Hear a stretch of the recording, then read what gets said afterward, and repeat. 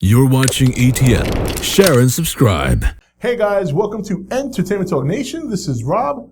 This video, we're going to do our review for The Flash episode 2 for season 2. And a very, very good episode. We got to see a lot more Jay Garrick in this episode. We got to see Zoom. You know, something last year, we knew that Reverse Flash would be in the mix, but it was a couple episodes in, before we even got to see him. We got to see Zoom right away. Looks very, very incredible, like just evil. He looks evil. But a solid episode, and I think that, look, the highlight for me was Barry having a hard time trusting Jay. In fact, and completely understandable.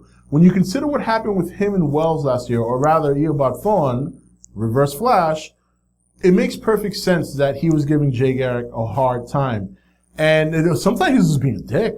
I mean, let's face it, he was being a dick. I'm not knocking him for that. Understandable, but he was being a prick to Jay. And what makes it even tougher for Jay was he doesn't have his speed. You know, it's not like he could, help him or show him. He had to really try and prove it to him. And it took a while, but it happened at the right time as he really needed Jay's help to fight off the Sand Demon. But another interesting thing about this episode is we see Vibe, or rather, Cisco, almost lost my train of thought there. We see Cisco getting his Vibe powers and looking at things happening, and it's troubling him. It really is. He doesn't want anyone to know about it. Doc is onto him, but he insisted that he doesn't tell anybody. It's happening real fast, a lot sooner than I thought it would. I did not think we would see Cisco and this transition happening so soon. I think they'll stretch it out a little bit. I think they'll make it so that it kind of helps along the way. And the more he uses it to help Barry and help the team capture meta-humans from this other world, the more I think people are going to start catching on and start questioning him until it all comes out. So we'll see how that develops. But, the other interesting thing about this episode is Jay. Why did Jay lose his powers and Zoom didn't? And that's another thing I want to find out. I hope they investigate that a little bit, because I guess in some ways, I'm hoping they explain why, because on one hand, it makes sense. I mean, if he's going to teach Barry, he's kind of like the new Wells of this world, then it wouldn't make sense for him to have his speed, because he could just go, and how many times could he possibly bail out Barry if he gets into trouble and Barry's never going to learn anything? But even still, if they're going to keep his powers off, I want a good explanation as to why, especially considering Zoom has his power. So we'll see how that goes.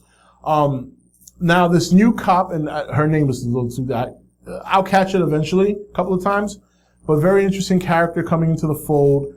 Obviously, I think it's going to be a romantic connection for Barry. They seem to be very geeky together. They were quoting Monty Python word for word at the same time. It was kind of cute. So hopefully that's something that develops. But interesting enough, how ironic would it be if they do start dating and she is, she's Joe's partner. It's the same thing Iris did. So we'll see how Joe handles that. But I think that's coming. There might be like a lot of flirting going on, but Barry intentionally will prevent himself from pursuing anything. A, because of Joe, and B, because of the fact that he is the Flash. So that's another interesting development. A lot of good things developing that are interesting. Zoom obviously bringing different people with powers into this world to kill the Flash of that world. He wants to be the only speedster. Who is he? I thought it was kind of funny at the end of the episode when they show Harrison Wells in the other world, and he doesn't look very friendly. No, he doesn't look very friendly. It'll be kind of funny if he turns out to be Zoom. But that might be a little too obvious, but let's see what happens. But overall, solid episode. I like seeing Jay Garrick getting involved, even though he doesn't have his powers. The suit looks kind of cool. They did that one scene out of the comic where they both ran over to the girl, the cop. And it's just a fantastic show. It's a lot of fun. And we'll see how things happen next week. But what did you think about the episode? Did you like it? Did you not like it? Highlights, lowlights? Let me know down in the comments. And until next week, this is Rob signing off for E.T.N, where we don't do news, we just talk entertainment. Take it easy. Thank you for watching E.T.N. Don't forget to comment, share, and subscribe. Join the Nation's Facebook page to meet other subscribers or visit E.T.N's Facebook page and Twitter page. Links for all are in the description.